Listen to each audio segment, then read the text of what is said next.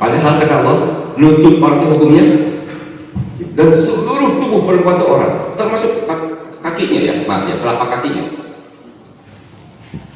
Yang tidak orang itu hanya muka dan telapak tangan. Segini ya tidak orang, wajah juga tidak orang.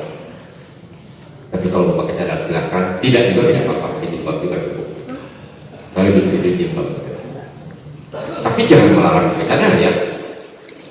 Jangan melarang, karena itu istilah ulama berbeda. Itu istilah sebut fikih. Kalau fikih itu ya. Tapi tidak ada yang begini. Kalau buka-bukaan itu nggak apa-apa, yang penting baik. Ya nggak ada. Menutup orang itu hukumnya. Kita lihat Quran surat An-Nur ya, ayat 31. Surat An-Nur itu surat 24. Surat 24 ayat 31. Supaya kita cinta kepada anak karena Allah. Dan katakanlah kepada para perempuan yang beriman agar mereka menjaga pandangannya dan memelihara kemaluannya, dan janganlah menampakkan perhiasannya atau auratnya kecuali yang biasa terlihat, dan hendaklah mereka menutup kain kerudung bergadanya, dan janganlah menampakkan perhiasannya atau auratnya kecuali kepada suami mereka, ayah suami mereka, putra-putra mereka, putra-putra suami mereka, saudara-saudara laki-laki mereka, putra-putra saudara laki-laki mereka, putra-putra saudara perempuan mereka, atau para perempuan sesama Islam mereka, atau hamba sahaya yang mereka memiliki, atau para pelayan laki-laki tua yang tidak mempunyai keinginan terhadap perempuan, atau anak-anak yang belum mengerti tentang aurat perempuan. Dan janganlah mereka menghentakkan kakinya agar diketahui perhiasan yang mereka sembunyikan. Dan bertobatlah kamu semua kepada Allah, wahai orang-orang yang beriman, agar kamu berlindung.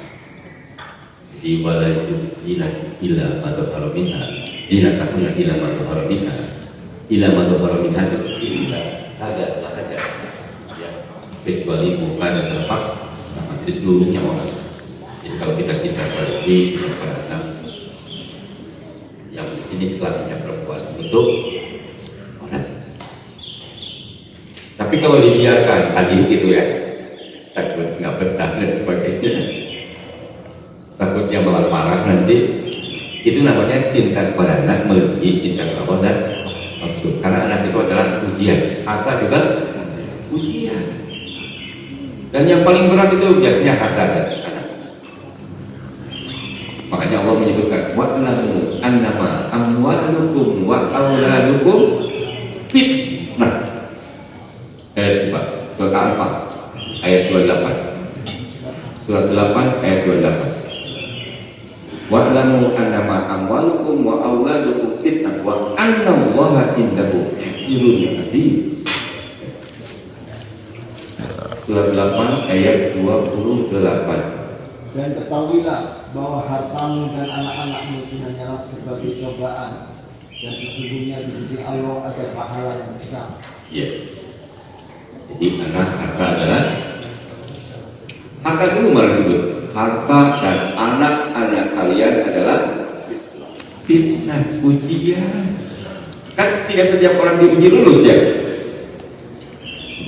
Kalau sekarang model sekarang orang tua kalau anak tidak lulus itu harus lulus.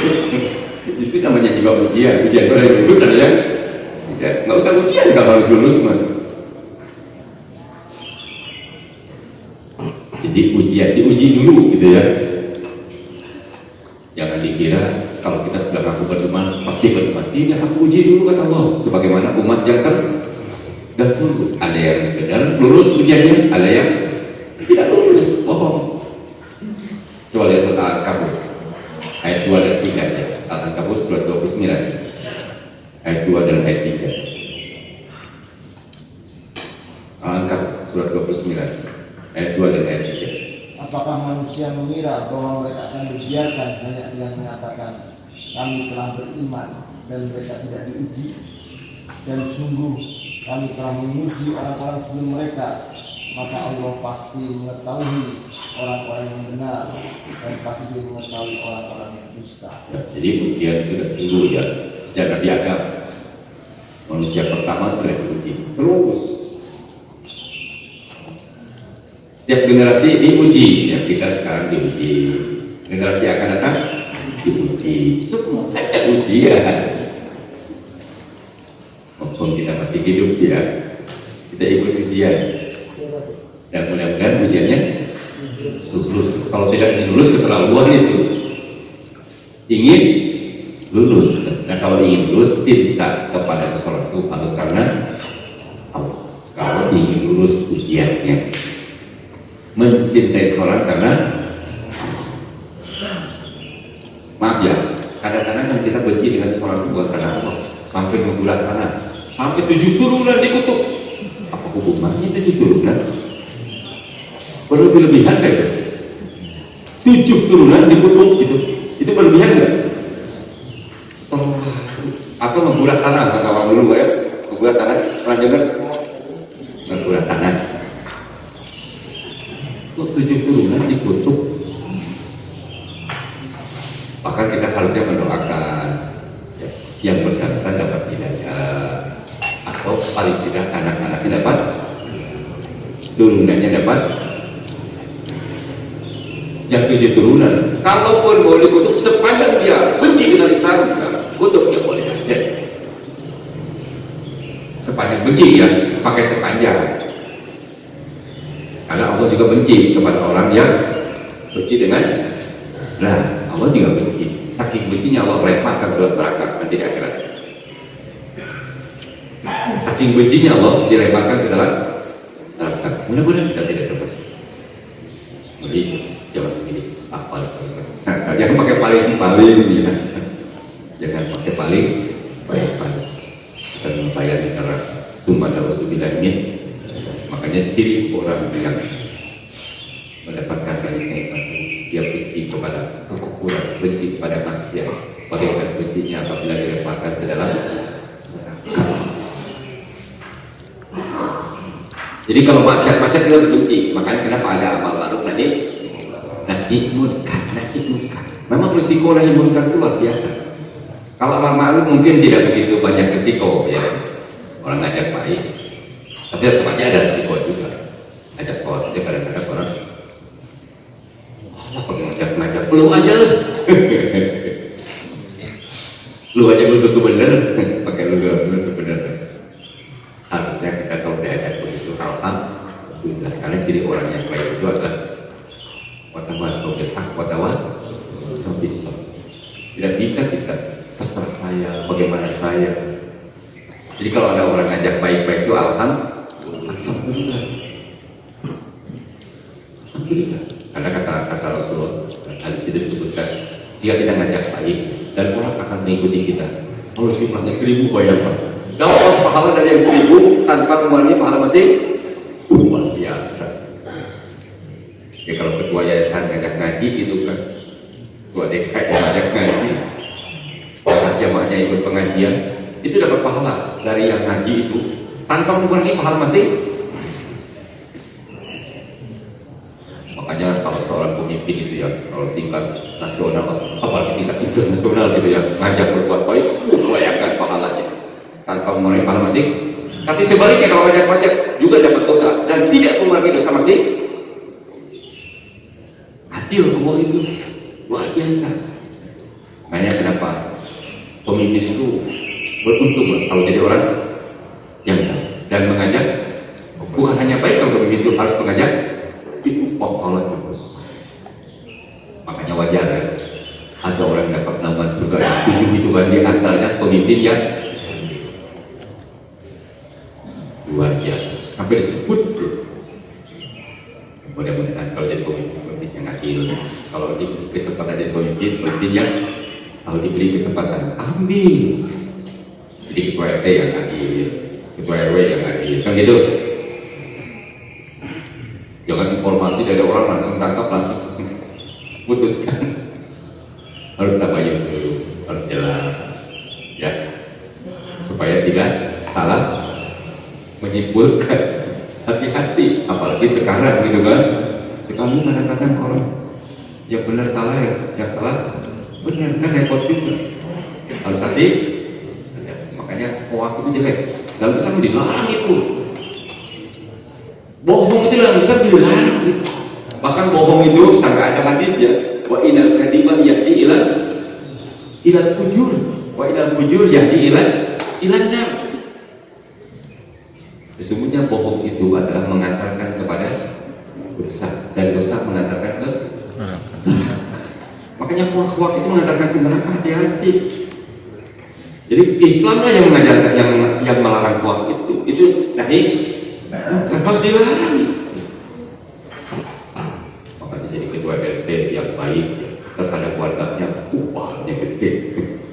RT ngajak ngaji, ngajak gotong royong berbuat kebaikan gitu ya, membersihkan buat gitu yang ngajak warganya, umpamanya itu dapat pahala dari warga yang melaksanakan tanpa mengerti pahala masing. Kita tahu terbaiknya bilang kita masih minum lah sekali-sekali supaya tidak hidup ini supaya jangan apa namanya terkaku ya. Sekali-sekali lah kita minum. Ya ajak minum sama RT dan jumlahnya tidak sedikit.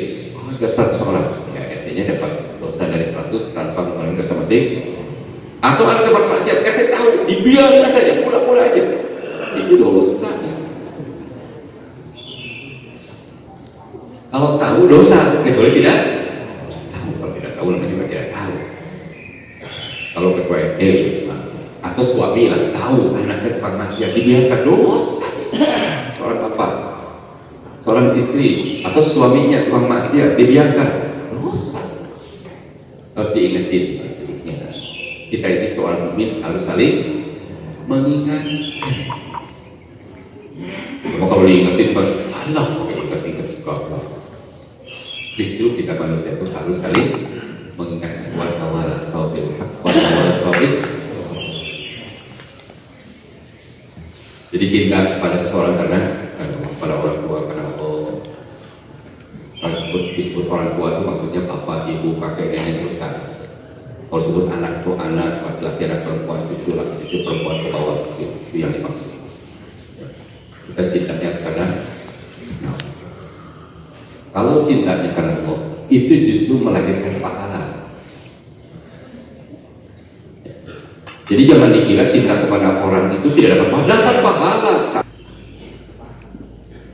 Tapi kalau cintanya bukan karena Allah, maaf, ya sudah, pahala di dunia aja dari orang yang dicintai, tapi nggak dapat pahala dari Allah. Jadi supaya kita hidup ini menjadi pahala terus, cinta kepada siapapun karena Allah, insya Allah dapat pahala.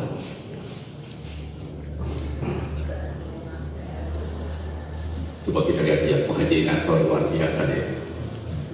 Orang Muhajirin ini tidak bawa apa-apa ke Madinah.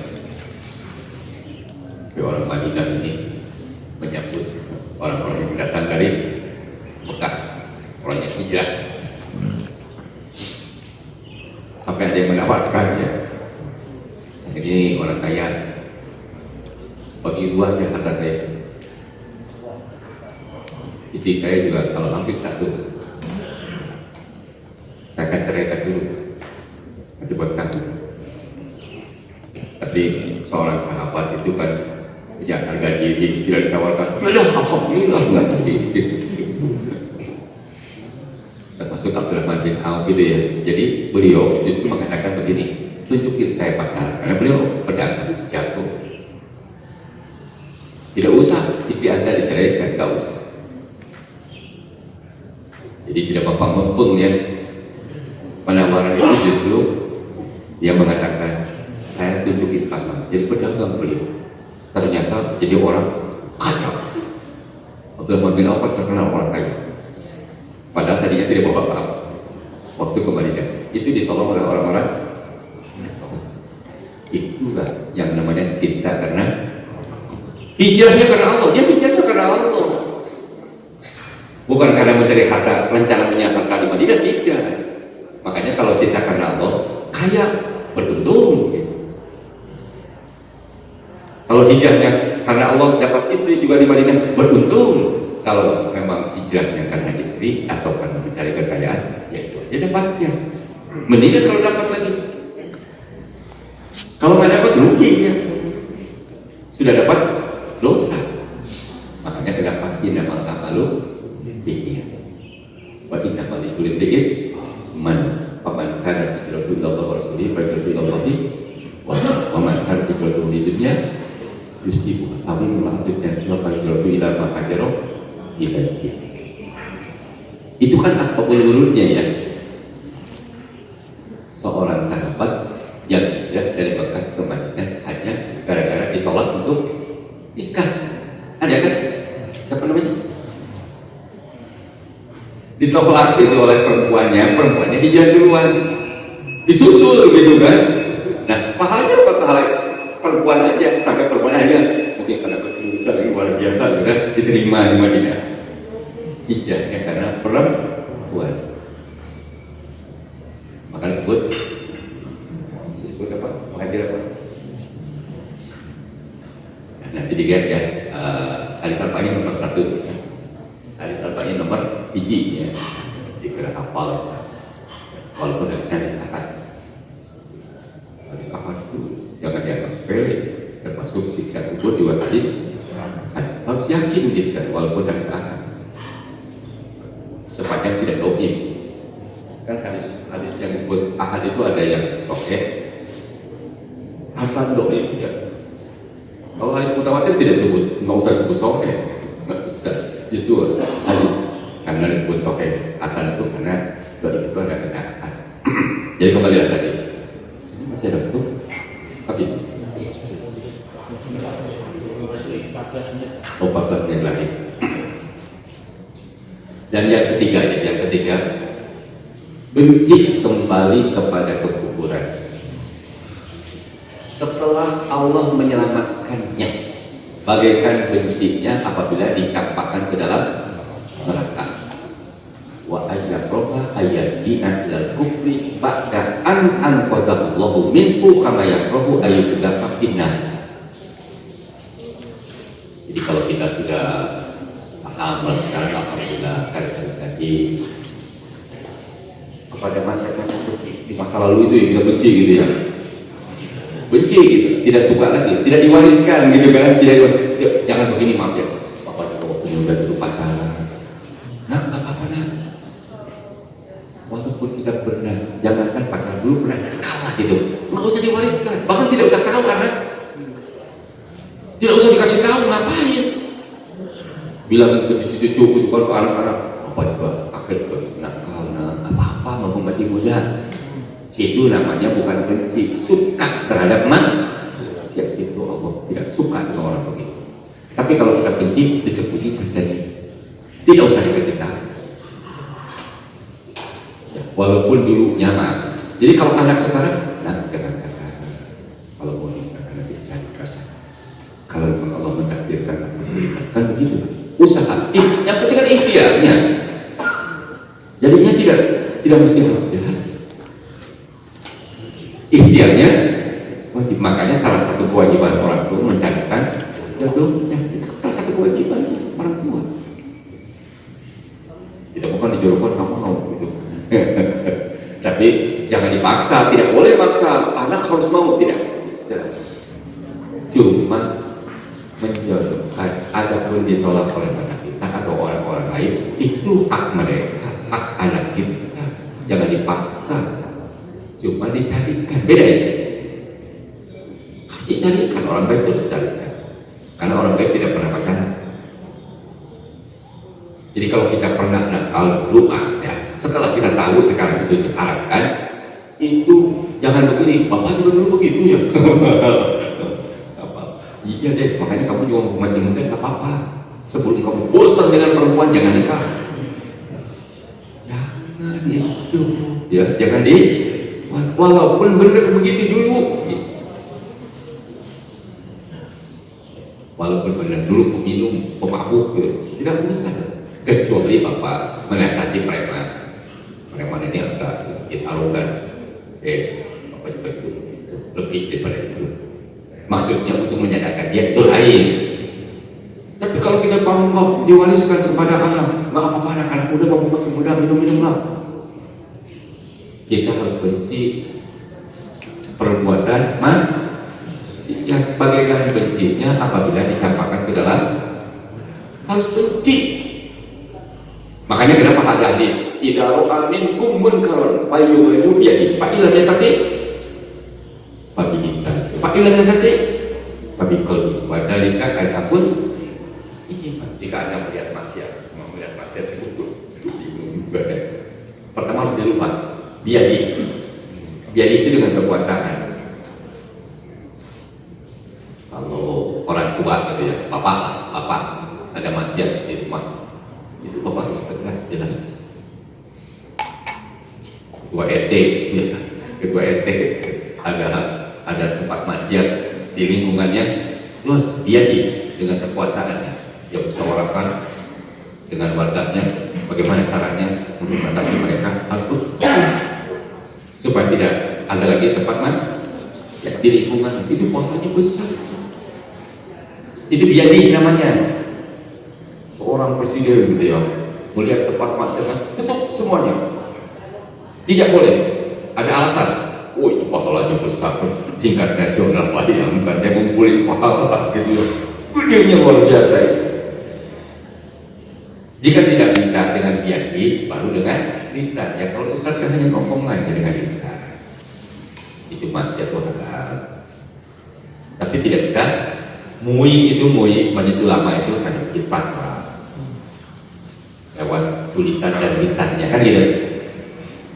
Tapi tidak bisa mengeksekusi. Yang berhak mengeksekusi siapa? Pemerintah. Parah.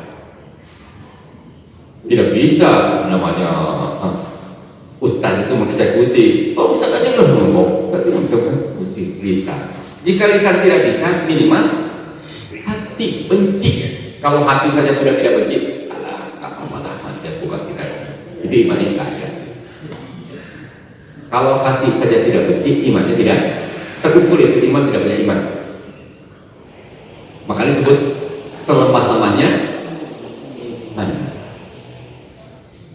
Lemahnya iman itu masa bodoh dengan kalau masa bodohnya lemah,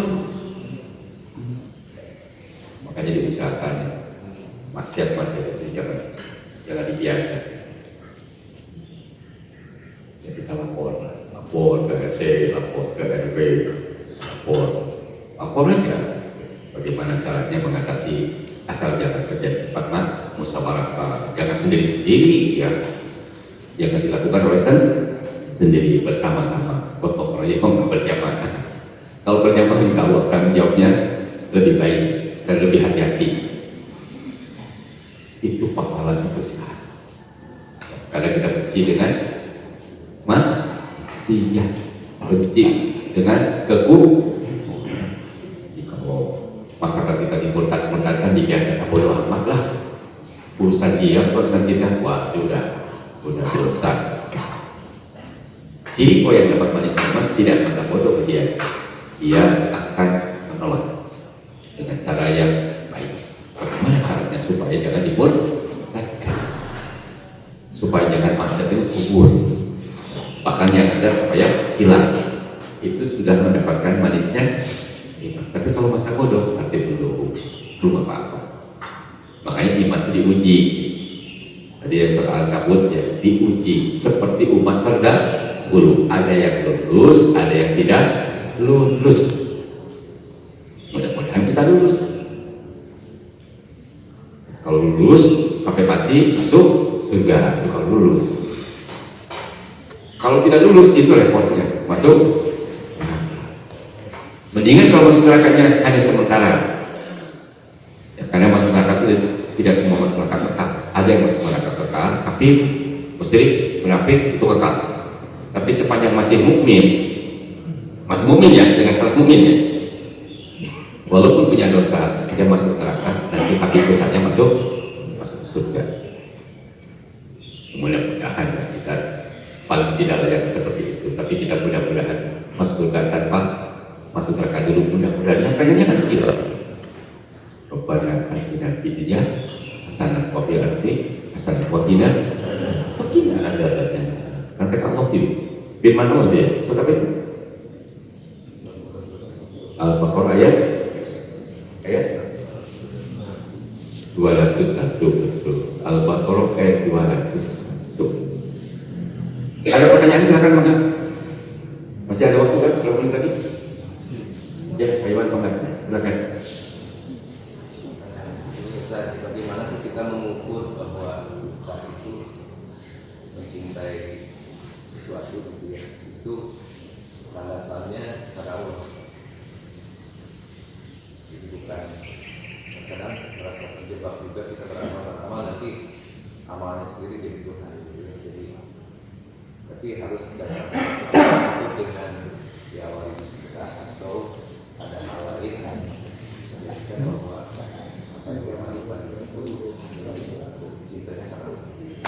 Iya. Contoh begini tadi kan yang 8 itu ya, yang 8 itu cinta bapaan, kan begitu ya? Yang 8 itu cinta bapaan, gorizah, insting, naluri.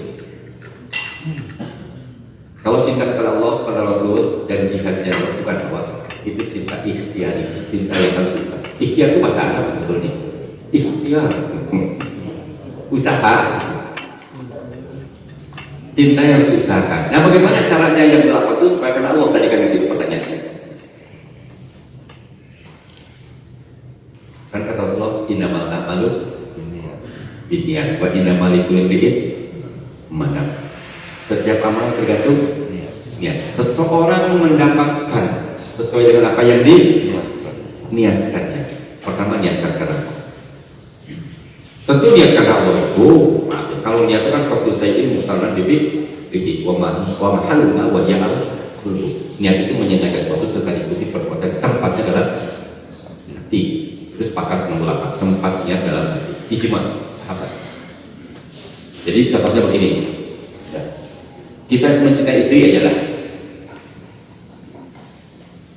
Itu cinta apa? Begitu istri melakukan maksiat, ditegur dengan bahasa yang sopan, yang baik, itu salah. Kalau dibiarkan, berarti cinta kepada istrinya bukan karena Allah. Daripada ikut-ikut nanti istri nggak bisa repot nanti, berarti biarkan aja lah walaupun maksiat. Itu namanya cinta kepada istri melebihi cinta kepada Allah. Supaya cinta kita kepada istri kepada Allah, pada saat dia melaksanakan maksiat, kita tegur, kita nasihati. Sama istri juga kepada suami begitu. Termasuk kepada anak, termasuk orang tua, diingetin. Makanya orang yang selamat itu kan semua orang merugi, kecuali kan itu orang beriman pada masyarakat. Jadi supaya kita cinta karena Allah, kita kepada istri, pada orang tua, pada siapapun harus karena Allah. Nah, mengukurnya gimana? Tadi pertama niat, yang kedua pada saat semuanya begini. Kalau memberikan pakaian kepada istri itu, kata istri saya nggak mau pakai pakaian untuk orang, beli aja rok-rok pendek lah. Suami tidak mau melaksanakan, kenapa? Karena cintanya kenapa? Dibeliin baju dia menutup orang. Kan tetap motor istrinya maunya yang tidak menutup orang. Nah, kalau suaminya membelanjakan itu, berarti suaminya cinta kepada istrinya melebihi daripada Allah dan Rasul. Itu bukan karena hati-hati ya. Ngurus orang tua ya. Nah, ngurus orang tua itu lebih sama seperti ngurus anak kecil gitu, bayangkan kan. Jadi kalau Anda memelihara orang tua yang sudah tua, rawatlah seperti merawat anak kecil. Kencing. Kalau anak kecil dimarahin nggak? Buang air besar dimarahin nggak? Nah, anak kecil itu ya. Bahkan kalau jam 2 malam kencing, jadi lihat kan, diganti pokoknya. Nah, orang tua harus seperti itu dilakukan kalau anak merawat. Sampai jangan mengatakan, "Falaqulahuma falaqulahuma wa kullahuma qaulan." Wah, kita jangan azim ya rahmah wa rahmah kama rabbayani. Tidak boleh dimasukkan ke jongkok dalam Islam. Pelihara, rawat. Tidak mau susah kalau dia mati jongkok. Anak kita taruh mati jongkok nggak? Dia masih kecil. Harus seperti itu. Hanya kalau merawat. Apakah orang tuanya muslim atau kafir? Tetap kita harus melakukan baik. Itu luar biasa dan bisa. Apa akhikal muslim. Ya, ini contohnya cinta karena Allah. Lantas dia mengurusnya itu, membuang airnya segala macam ya. Dia tidak marah-marah kepada orang tuanya, bahkan dia berterima kasih, ya Allah diberi kesempatan untuk berbuat baik. Itu pahalanya. Itu cintanya karena bukan semata-mata hubungan darah. Lah hubungan darah gitu kan, tapi cintanya karena yang mudah-mudahan bisa kita tutup dengan kalimat subhanaka Allahumma wa bihamdika asyhadu an la ilaha illa anta astaghfiruka wa atubu ilaik. Assalamualaikum warahmatullahi wabarakatuh. Waalaikumsalam warahmatullahi wabarakatuh.